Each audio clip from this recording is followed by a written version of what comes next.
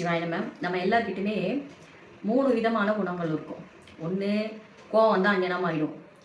இன்னொன்று பிடிச்சவங்க கிட்ட ஒரு ரெமோட் டைப்பில் மாறிடும். அடுத்து கொஞ்சம் கோவம்லாம் குறைஞ்சி ரொம்ப நல்லவங்களாம் மாறிட்டா அப்படியே மாறிடும்.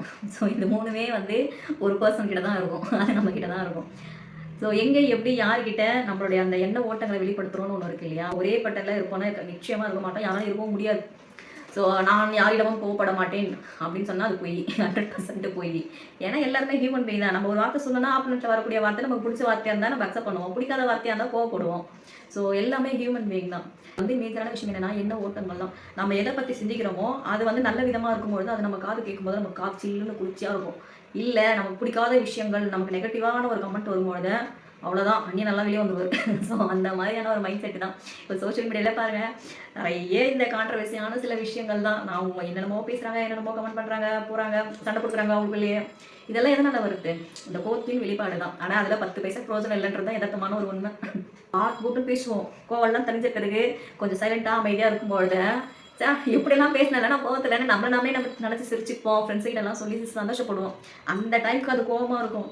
கோவம்லாம் தனித்த பிறகு அந்த நடந்த அந்த இன்சிடென்ட்ஸு நடந்த அந்த கான்வர்சேஷன்லாம் கூட இருக்கவங்ககிட்ட ஷேர் பண்ணி சொல்லி சிரிப்போம்.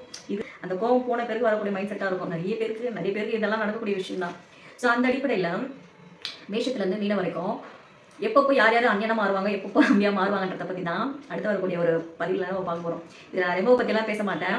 ஏன்னா ரொம்ப பற்றி பேசணுன்னா அது எங்கேயோ கொண்டு போயிடும்.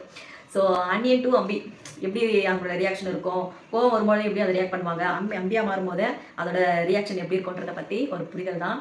ஏன் இந்த பதிவு அப்படின்னா நம்ம சுற்றி இருக்கக்கூடிய உறவுகள் கிட்ட அவங்க கோவப்படும் போது நாம் எப்படி நடந்துக்கணுன்றதுக்காக தான்.